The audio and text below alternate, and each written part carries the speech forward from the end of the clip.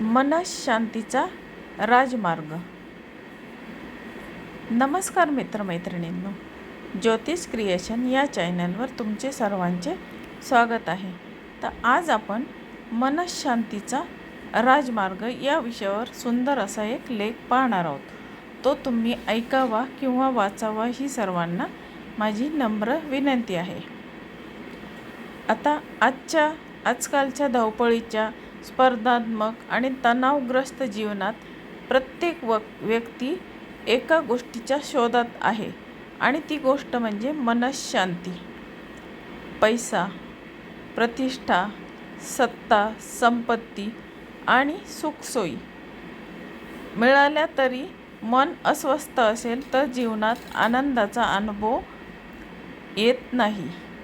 म्हणूनच आज आपण मनःशांतीचा राजमार्ग या विषयावर चिंतन करणार आहोत. आता मनुष्याच्या जीवनात अनेक प्रकारच्या भावना निर्माण होत असतात. आता त्यापैकी काही भावना आपल्या प्रगतीसाठी उपयुक्त असतात, तर काही भावना आपल्या जीवनात दुःख, अस्वस्थता आणि अशांती निर्माण करतात. आता उदाहरणार्थ मोह, राग, लोभ आणि क्रोध ही अशीच विषारी भावनांची रूपे आहेत. ही भावनाच मनुष्याच्या आत्म्याचे शत्रू बनतात. आता मोह म्हणजे एखाद्या व्यक्ती, वस्तू किंवा परिस्थितीबद्दल असलेली अतिरेकी आसक्ती. आपण अनेकदा अशा गोष्टींना चिटकून राहतो ज्या कायमस्वरूपी नसतात. जेव्हा त्या गोष्टी आपल्यापासून दूर जातात तेव्हा आपल्याला दुःख निर्माण होते. म्हणूनच संत महात्मे सांगतात की या जगातील प्रत्येक गोष्ट ही क्षणभंगूर आहे. जे आले आहे ते एक दिवस जाणारच आहे. हे सत्य स्वीकारले की मोह कमी होतो आणि मन हलके होते. आता राग हा मनुष्याचा दुसरा मोठा शत्रू आहे. आता रागाच्या भरात माणूस असे शब्द बोलतो आणि अशी कृत्ये करतो की ज्याचा त्याला नंतर पश्चाताप होतो. आता एका क्षणाचा राग अनेक वर्षाचे नाते तोडू शकतो. म्हणूनच जेव्हा राग येतो तेव्हा लगेच प्रतिक्रिया देण्याऐवजी एक खोल श्वास घ्या. काही क्षण शांत बसा आणि मग विचारपूर्वक उत्तर द्या. हा छोटासा उपाय अनेक मोठ्या समस्यांपासून आपले रक्षण करू शकतो. आता लोभ हा कधीही न संपणारा असतो. जितके मिळते तितके आपल्याला कमीच वाटते. आता अधिक मिळवण्याची इच्छा माणसाला अस्वस्थ बनवते. आता लोभामुळे माणूस समाधान हरवून बसतो. पण मग जिथे समाधान असते तिथेच खरा आनंद असतो. लोभ कमी करण्याचा सर्वोत्तम मार्ग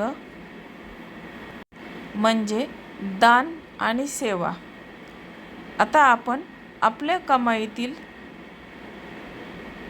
वेळेतील किंवा क्षमतेतील काही भाग दुसऱ्याच्या कल्याणासाठी दिला तर मनात समाधानाची भावना निर्माण होते. आता क्रोध हा विवेक नष्ट करणारा अग्नी आहे. क्रोधाच्या क्षणी माणूस योग्य अयोग्य यातील फरक विसरतो. म्हणूनच क्रोधावर नियंत्रण मिळवणे ही आध्यात्मिक साधनेची पहिली पायरी आहे.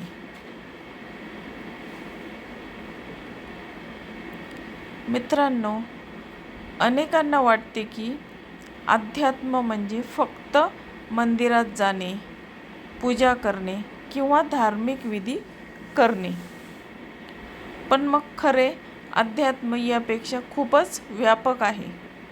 आता अध्यात्म म्हणजे स्वतःच्या मनाला समजून घेणे, स्वतःच्या विचारांवर नियंत्रण मिळवणे आणि स्वतःच्या अंतर्मनावर विजय मिळवणे. आता दररोज सकाळी काही मिनिटे ध्यान करायची सवय लावा. शांतपणे बसा. आपल्या श्वासाकडे लक्ष द्या. श्वास आत जातो आहे, बाहेर येतो आहे याची जाणीव ठेवा. या साध्या प्रक्रियेमुळे मनातील विचारांची गर्दी कमी होते, मन शांत होऊ लागते आणि आत्मविश्वास वाढतो. आता दिवसाची सुरुवात कृतज्ञतेने करा. सकाळी उठल्यावर स्वतःला विचारा, आज माझ्याकडे कोणत्या गोष्टी आहेत ज्याबद्दल मी आभारी आहे. आता आपले कुटुंब, आरोग्य, मित्र, निसर्ग, जीवनातील संधी,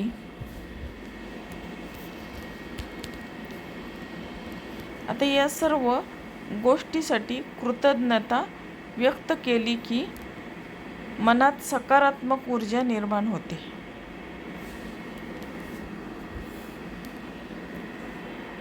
आज समाजात वाढणारा तणाव, संघर्ष आणि असंतोष यामागे व्यक्तीची अंतर्गत अस्थिरता हे एक मोठे कारण आहे. आता सामाजिक संतुलन तेव्हाच निर्माण होते जेव्हा एखादी व्यक्ती स्वतः संतुलित असते. आता ज्या समाजातील व्यक्ती शांत, संयमी आणि विवेकी असतात, तो समाज आपोआप प्रगतीच्या आणि शांततेच्या मार्गावर चालतो. आता आपण जग बदलण्याचा प्रयत्न करतो, पण खरा बदल स्वतःपासून सुरू होतो. प्रत्येकाने आपल्या मनातील अज्ञान, अहंकार, राग आणि लोभ यावर विजय मिळवला तर कुटुंबात शांतता येईल, समाजात सौहार्द निर्माण होईल आणि राष्ट्र अधिक सुदृढ बनेल.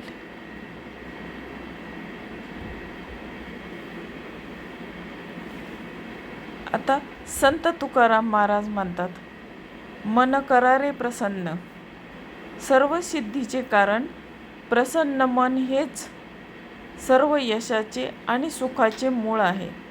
आता ज्याचे मन शांत आहे तोच खऱ्या अर्थाने श्रीमंत आहे.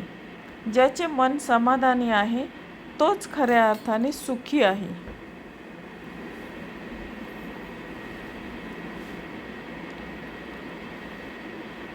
चला तर मग आजपासून आपण एक संकल्प करूया. दररोज काही क्षण आत्मचिंतन करू. रागावर संयम ठेवू. लोभाऐवजी दानाची वृत्ती जोपासू. मोहाऐवजी सत्याचा स्वीकार करू आणि आपल्या मनाला शांत, स्थिर आणि सकारात्मक बनवण्याचा प्रयत्न करू. कारण शांत मनच श्रेष्ठ धर्म आहे. शांत मनच खरे सुख आहे आणि हाच आहे मनःशांतीचा खरा राजमार्ग. तर मित्रमैत्रिणींनो, आज आपण मनःशांतीचा खरा राजमार्ग या विषयावर एक सुंदर आपण माहिती बघितलेली आहे. तर तुम्हाला जर ही माहिती आवडली, हा लेख आवडला असेल तर तुम्ही माझ्या चॅनलला लाईक, शेअर आणि सबस्क्राईब जरूर करा आणि हा लेख तुमच्या मित्र किंवा मैत्रिणी किंवा नातेवाईक यांना शेअर करायला विसरू नका. धन्यवाद. पुन्हा भेटूया अशा नवीन एक सुंदर अशा लेखासह पुढील भागात. तोपर्यंत नमस्कार.